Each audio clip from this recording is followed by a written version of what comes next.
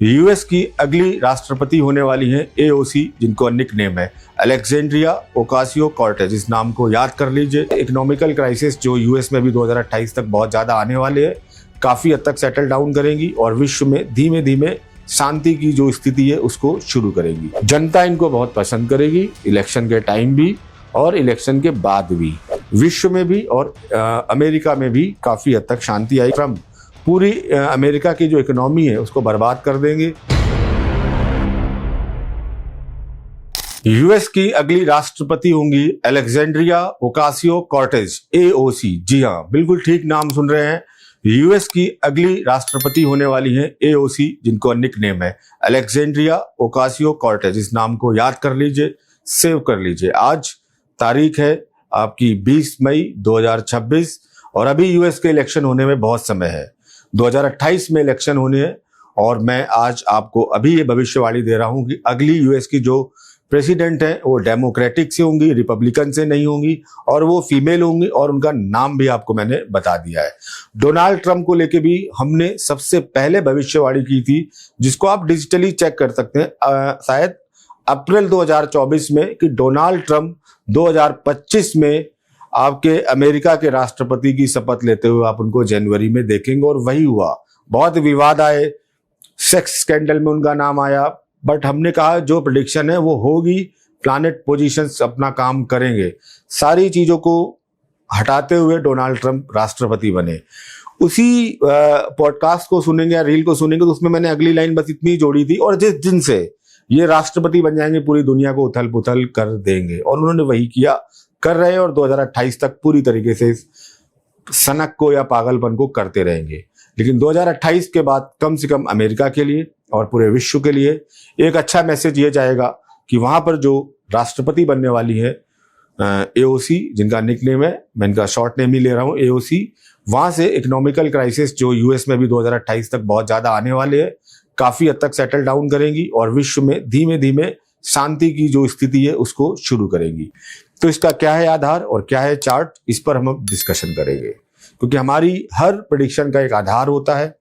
और एस्ट्रोलॉजर अगर आपके सामने केवल इतना ही बोल रहा है कि हमने गणनाएं की, हमने कैलकुलेशन किए, डेटा शेयर नहीं कर रहा, तो वो फेक है। उसने 10 जगह से सुनी है और उठा के आपको चिपका दी है। तो कोई भी एस्ट्रोलॉजर, आप डॉक्टर से भी पूछते हैं ना कि भाई मुझे आप ये टेस्ट लिख रहे हैं, क्यों करना है, डॉक्टर भी आजकल हर चीज एक्सप्लेन करते हैं। आप इस प्रेडिक्शन को भी अभी कॉपी होते हुए देखेंगे और इसको अलग अलग तरीके से घुमा फिरा के लोग बोलेंगे कि यूएस की अगली राष्ट्रपति कोई महिला होगी, डेमोक्रेटिक से होगी, और कुछ चालाक जो कॉपी पेस्ट वाले होंगे नाम भी कॉपी कर देंगे। कोई बात नहीं, ये आपके पास पहली बार आ रहा है, इस डेट को आप याद रखिएगा। तो इनका जो डेटा है वो हम आपके साथ शेयर कर देते हैं। 13 अक्टूबर 1989 11:50 AM, न्यूयॉर्क यूएसए। न्यूयॉर्क के पास एक जगह है ब्रोनेक्स करके जगह है, जहां तक मैं सही पढ़ पा रहा हूं, वो इनका जन्म स्थान है। ऑलरेडी अभी ये आपकी डेमोक्रेटिक से किसी पोजीशन पर है, सीनेट में है, और आने वाले टाइम में वहां से उम्मीदवार भी बनेंगी और इनका चार्ट्स बहुत प्रबल है और ये यूएस की प्रेसिडेंट भी बनेंगी। तो आइए देखते हैं क्या है इनका चार्ट। सबसे पहले देखिए इनका चार्ट देखें तो वृश्चिक लग्न यानी स्कॉर्पियो असेंडेंट का इनका चार्ट है। जो मून साइन या जो इनका राशि है वो पाइसेस यानी कि मीन है। नवमांश चार्ट भी इनका बहुत अच्छा हुआ है। यहाँ पर नवमांश चार्ट में 10th लॉर्ड वीनस बहुत अच्छी कंडीशन में बैठे हुए हैं। D10 चार्ट जो कैरियर के लिए दिखाता है, यहाँ पर भी जो स्थिति है, जुपिटर बहुत अच्छी कंडीशन पर बैठे हुए हैं, 11th एंड 2nd लॉर्ड होके अमात्य कारक बनते हैं इनके मंगल। तो आइए देखते हैं इस चार्ट में हमें क्या क्या चीजें दिखती हैं जिनके आधार पर हमने ये प्रेडिक्शंस की है। देखिए इनकी विष्णोत्तरी या जो दशा शुरू हुई है वो वीनस की दशा ऑलरेडी चल रही है, और ये वीनस की दशा इनकी चल रही है 21 दिसंबर 2023 से और 21 दिसंबर 2043 तक। अब वीनस है क्या, सबसे पहले हमें इस चार्ट में समझना चाहिए। वीनस इस चार्ट के 7th लॉर्ड हैं और D10 में क्या है, आपके D10 चार्ट्स में भी अगर हम वीनस को देखें तो वीनस का जो कनेक्शन बनता है वो योग कारक है, यानी कि दशम भाव को जो एक्सपेंड करके हम देखते हैं D10 चार्ट्स जो और डिटेल्ड में किसी व्यक्ति के कैरियर को दिखाता है, तो D10 चार्ट में यही वीनस योग कारक होके 9th हाउस में बैठा, बहुत स्ट्रॉन्ग पोजीशन कर्म के मामले में कम से कम दिखा रहा है। ठीक है। D9 चार्ट्स में अगर हम इस वीनस को देखें तो जो वीनस है ये 10th हाउस से बैठा, यानी सत्ता, सिंहासन, सत्ता, राजमंत्री, प्रधानमंत्री, राष्ट्रपति या जितने राष्ट्र के प्रमुख हैं, मंडेन एस्ट्रोलॉजी में ये सारे इसी के साथ गवर्न होते हैं। और जब इलेक्शन चल रहा होगा तो इसी प्लैनेट की महादशा चल रही होगी। आगे हम देखते हैं fourth lord Saturn. Fourth house बहुत जरूरी होता है। फोर्थ लॉर्ड सैटर्न आपका फोर्थ हाउस क्राउन, सिंहासन का हाउस है। Fourth lord Saturn third aspect दे रहे हैं फोर्थ हाउस पे, बहुत अच्छी बात है। जनता का भी हाउस है। शनि भी जनता को रिप्रेजेंट करते हैं, श्रमिक वर्ग को रिप्रेजेंट करते हैं, बहुत अच्छी बात है। 10th लॉर्ड 11th हाउस में गए हैं, बहुत अच्छी बात है। जो इनके 10th लॉर्ड हैं वो 11th हाउस में बैठे हैं, सूर्य उच्च के बुध के साथ, बहुत अच्छी कंडीशन है, और लग्न लॉर्ड के साथ। तो जो 11th हाउस है, जो कि हाउस ऑफ अचीवमेंट है, इच्छाओं का हाउस है, प्रॉफिट का हाउस है, गेन का हाउस है, बहुत अच्छी कंडीशन में है। इन सबको और अच्छा किसने कर दिया है? 9th लॉर्ड मून ने।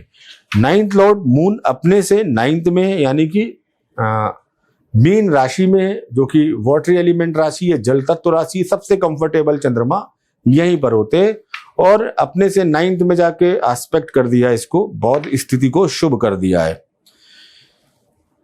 और आपका अगर हम देखें तो इन सबको 9 लॉर्ड चंद्रमा अपने से 9th यानी कि 5th हाउस में देख रहा है, बहुत अच्छा राजयोग है। D9 में योग कारक शुक्र बहुत अच्छी पोजीशन में है। 10th हाउस सूर्य एंड शनि कर्मांश में गए हैं राशि तुलनोमांश से। D10 में योग कारक वीनस 9th हाउस में है, बहुत अच्छी स्थिति है। नवंबर 2028 में आई थिंक जब इलेक्शन चल रहा होगा, उसकी कैंपेनिंग अप्रैल से शुरू हो जाती है, उस टाइम इनकी चंद्रमा की अंदर दशा चल रही होगी शुक्र में, यानी कि 28 अप्रैल 2028 से 20 दिसंबर 2029 तक क्या चल रहा होगा? इनका चंद्रमा का प्रभाव चल रहा होगा। चंद्रमा की अंतरदशा, चंद्रमा 9th लॉर्ड है, अपने से 9th में है और बहुत अच्छी कंडीशन में है, लाभांश में, राशि तुलनोमांश में, बहुत अच्छी स्थिति में है। उस अंतरदशा में ये अपना जो इलेक्शन है उसको जीतेंगी। जनता इनको बहुत पसंद करेगी, इलेक्शन के टाइम भी और इलेक्शन के बाद भी।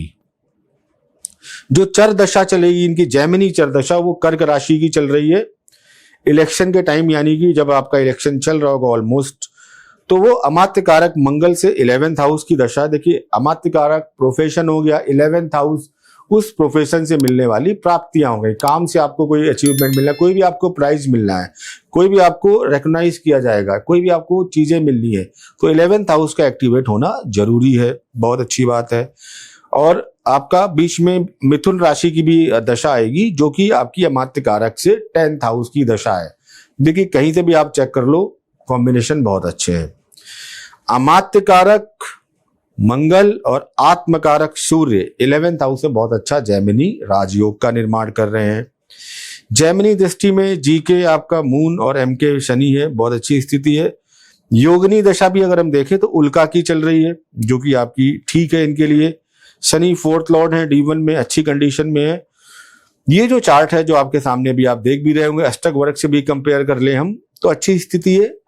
एकादश भाव में एक ज्यादा नंबर होना, दशम की अपेक्षा में 12वें भाव में नंबर कम होना, छठे भाव का मजबूत होना जो कि हाउस ऑफ कंपटीशन है, तो ये सारी एक पॉजिटिवनेस को दिखा रहा है।